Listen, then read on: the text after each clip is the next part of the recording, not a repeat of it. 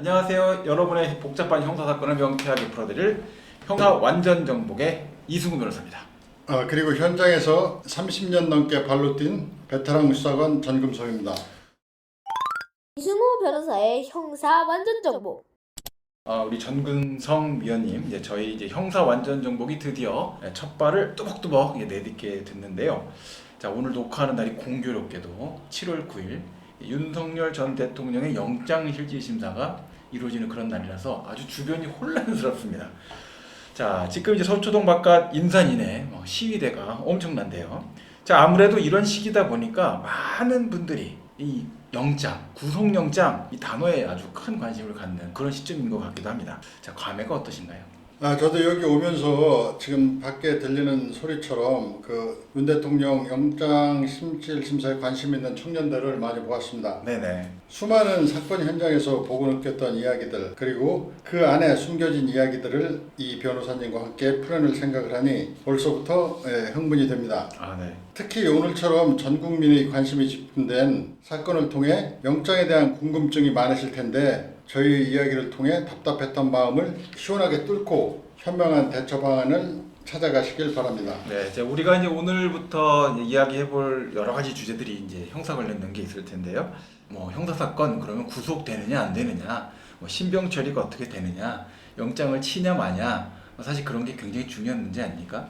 또 사건 관련돼서 속도도 영장을 치는 사건은 굉장히 빨리 가야 되는 거고, 영장을 안 치고 불구속 상태로 가게 되면 사건 천천히 갈 수도 있고 시간 조율도 가능한데, 자, 전금성 전문위원님, 자, 경찰이 어떨 때 영장을 신청하게 될까요? 일단 형사 사건 하면 가장 두려워하거나 가장 궁금한 점이 자기 신병에 대한 처리입니다. 네.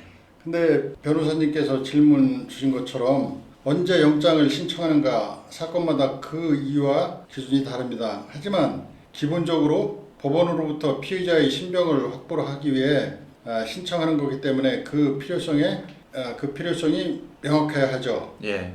제가 이거 갖고 사실은 위원님하고는 정반대 입장에서 사실은 저는 계속 한 20년간 해온 거 아닙니까?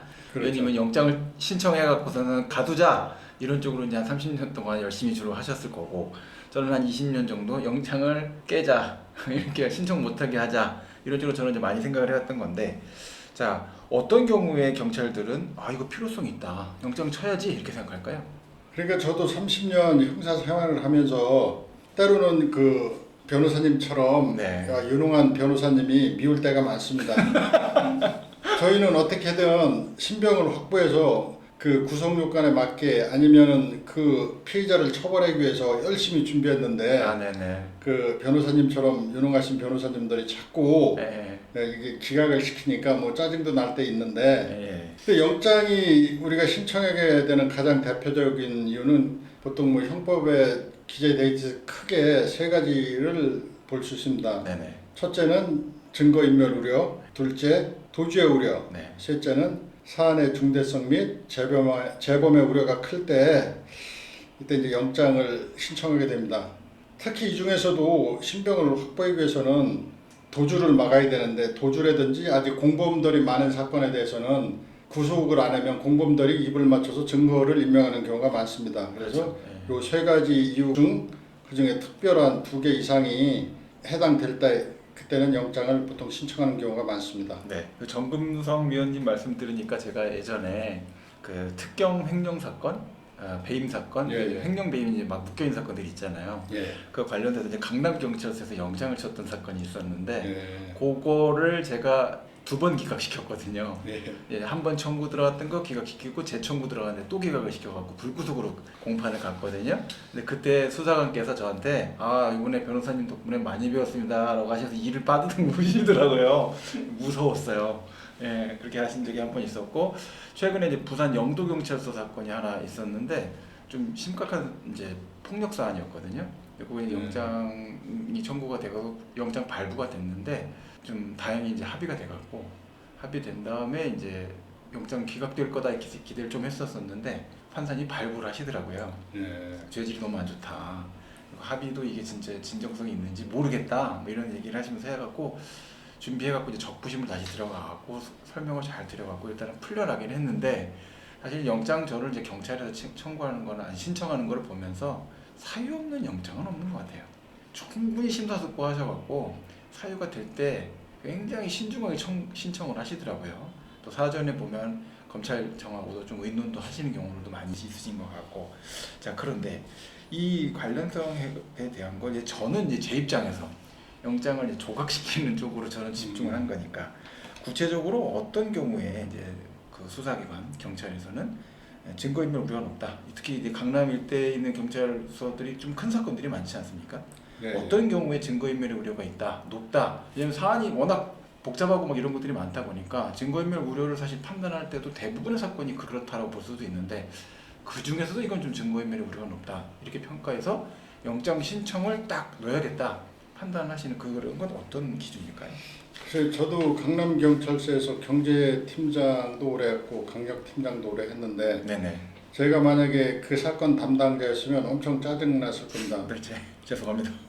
변호사님이 능력이 충실해서 자꾸, 근데 어떤 사건이건 수사를 하다 보면 그 빠지는 경우가 많이 있습니다. 이게 나름대로 준비를 많이 했다 하더라도 제3자 아니면 변호사님이나 판검사님들이 볼 때는 부족한 게 많이 있어서 가끔은 이제 뭐 보안, 지금으로 말하면 보안 수사, 그렇죠. 이런 게 내려오고 하는데, 네네. 그럴 땐 상당히 자존심도 상하고 그날은 뭐 잠도 안 오고 뭐 소주를 먹는다든지, 이게 뭐 내가 왜 이랬을까 이런 자괴감도 들고 하는 경우가 많이 있습니다. 네네. 근데 우리가 영장을 꼭 쳐야 되는 경우는 네. 이 사람을 신병을 확보를 못했을 때, 예. 특히 이제 공범들과 연락을 주고 받고 그래서 증거인멸을 하는 경우가 많이 있습니다. 네네. 그랬을 때는 일단 신병을 확보해서 우리가 이제 특히 중요한 사건 같은 경우는 면회도 예. 금지시키죠. 금지시키고 하고, 가족도 만나지 못하게 하고 네네. 그렇게 해서 증거인멸. 보통 증거인멸이라고 하면 이제 자백을 안 하는 거죠. 맞아요. 본인의 죄를 자백을 안 하고 뭐 남한테 미룬다든지 아니면 뭐 묵비권을 행사한다든지 해서 수사를 방해하고, 그런 사건 아니면은 보통 주거가 일정하지 않고 찾아가면 없고, 네. 핸드폰이 꺼져 있고, 네. 위치 추적도 안 되고, 이럴 때는 이제 이 사람이 자진 출석하거나 사법기관에 정당한 사유 출석 요구에도 안 하고 주거도 부정하고, 그러니까 도망갈 음료가 있고, 이럴 때 이제 많이 영장을 치게 되는 거죠. 그리고 또 이제 사안이 큰 사건, 우리 언론 보도 나게 되면 보통 강남 사건이 주로 그런데 피해자가 많고 사안이 중대하고, 또 이 사람이 동종전과가 많이 있고, 이걸 풀어주면 다시 그 동일 범죄를 저지른다든지 재범 상습, 그런 게 있을 때 저희가 영장을 신청하게 됩니다. 네. 지금 내용 상대로 말씀하시면 저도 그런 부분에 관련돼서 이제 영장 신청 단계로 들어갈 수도 있을 것 같은 사건들을 선임하게 되는 경우들이 있잖아요. 이제 막상 연락을 한번 드려서 선임계 제출 관련된 거를 담당 수사관께 말씀을 드리면 굉장히 이제 어떨 때는 걱정하시는 사안이 될 때도 있고, 그러니까 변호사 선임이 됐지만 과연 그게 담보될 수 있을까? 출석을 담보할 수 있겠냐? 이걸 우려하시는 사람들도 있고, 또 선임계를 제출하는 것만 갖고도 생각보다 그러면은 뭐 그렇게까지 급하게 사건을 몰고 가진 않아도 될 것 같다 라고 또 판단하시는 경우들도 있는 것 같아요. 그래서 선임계 제출을 하면서 좀 중요한 사건 같은 경우에는 직접 전화 통화를 해드리는 게 아무래도 좀 서로 간에 신뢰를 좀 만들 수 있는데 좀 도움이 되는 것 같다 생각이 좀 많이 들었고, 전 사회적 파장 사건 제일 크게 터졌던 것 중에 하나는 김호중 씨 건이 아니었나 좀 그런 생각이 좀 많이 들어요. 사실은 그게 김호중 같은 좀 사회적 파장을 크게 일으키는 언론에 타는 사건이 아니었다면 아마 신병철이 그렇게 급물살을 타진 않았을 것 같은 생각도 드는데, 워낙 거짓말을 쓸데없이 하고 3명이서 괜히 입 맞추고, 남자끼리 입 맞추면 굉장히 부적절하지 않습니까? 그런 행동을 하니까 당연히 영장을 치고, 또 거기다 기자들을 너무 좀 갖고 놀았어요. 제가 보니까요. 밖에서 기다리면 퇴근하게 해줘야지, 날도 추운데 집에 가서 애도 보게. 근데 퇴근도 못하게 계속 그 안에서 막 버티고 이렇게 하면서 정관 변호사의 이제 어떤 세력만 믿고서는 한 것처럼 보이니까 굉장히 미움을 사서 신병철이에 대한 것이 뭐 순식간에 그냥 처리된 것 같은 그런 모습을 봤거든요. 자, 이제 말씀하신 걸 얘기 들어보면 이 혐의가 좀 충분하다, 이것만 갖고는 영장을 신청하지 않는다, 이런 말씀이신 것 같고, 또 말씀 내용 들어보니까 구체적 요건들을 경찰이 소명하는 것도 굉장히 중요하다, 이 설명도 해주셨고, 만약에 김호중 사건 같은 경우 네. 우리 유능한 변호사님께서 뒤에서 일을 봤다면 그냥 단순히 벌금입니다. 그냥 네. 뭐 단순 교통사고고 네. 음주를 했다면 음주에 대한 처벌을 받으면 되는데 초범인데 근데 네. 주위에 법을 잘 모르면서 뭐 술타기를 한다든지 제가 보면 제가 형사면서도 아주 옛날에 가끔 있었던 거거든요. 맞아요. 네, 근데 지금에 와서 그리고 지금은 거의 강남 서초에는 CCTV가 다 있다고 생각하면 됩니다. 그렇죠. 네, 일단 일이 나면 네. 일이 터지면 정석대로 가야 되는데 네. 자기는 딴 데 가서 뭐 술 먹고 옷 바꿔 입고 이게 다 나중에 증거로 다 되지 않습니까? 증거인멸이 되는 거죠. 네. 네, 그런 경우 좀 안타깝습니다. 예.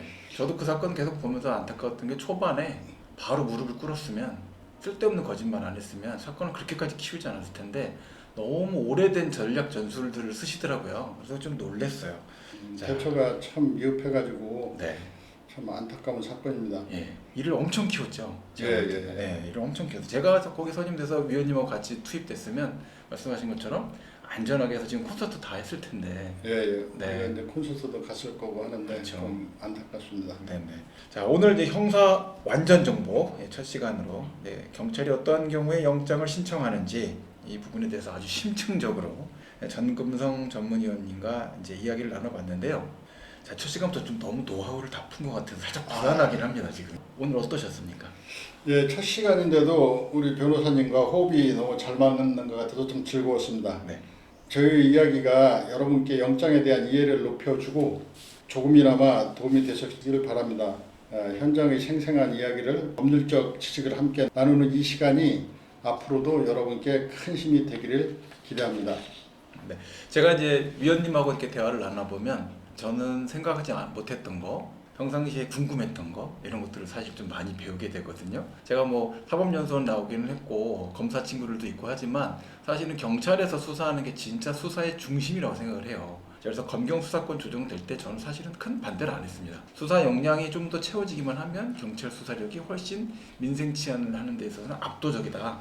이렇게 보고 있기 때문에 그런데 자 영장 관련 내용에 대해서는 사실은 변호사인 저도 심장이 두근두근 거리고 뭐 그런 상황들이라서 일반 시민분께서 혼자 감당할 수 있는 그런 과정은 절대 아니다 이렇게 생각이 되고요.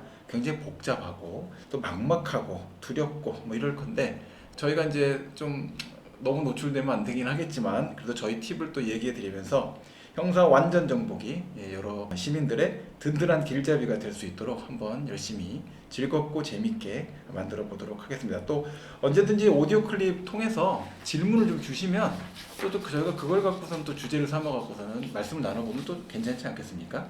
그런 내용들이 있어서 한번 답을 좀 찾아 드릴 수 있는 또 같이 찾아가는 이런 한번 코너를 만들어 보도록 하겠습니다. 예, 저도 이제 경찰 생활하면서 많은 법률 지식은 우리 변호사님이나 검사님, 판사님보다 부족하지만 경험상에 체득한 거에 대해서는 노하우가 많이 있습니다. 엄청나죠? 제가 생각할 때는요. 예, 일단 이제 처음 경찰에 왔을 때 어떻게 해야 되는지 이런 걸 한 번에 다 알려드리면 그게 이제 안 되는 것 같고 예, 다음 시간에 다른 주제를 가지고 더 흥미롭고 유익한 이야기로 찾아뵙겠습니다. 저희 형사 완전 정복 다음에도 기대해 주시기 바랍니다. 네, 지금까지 형사 완전 정복의 이승우 변호사, 전금성 전문위원이었습니다. 다음 시간에 또 만나요. 감사합니다. 이승우 변호사의 형사 완전 정복입니다. 현재 수사기관은 주범 피자에 대해 구속영장 청구를 준비 중에 있습니다.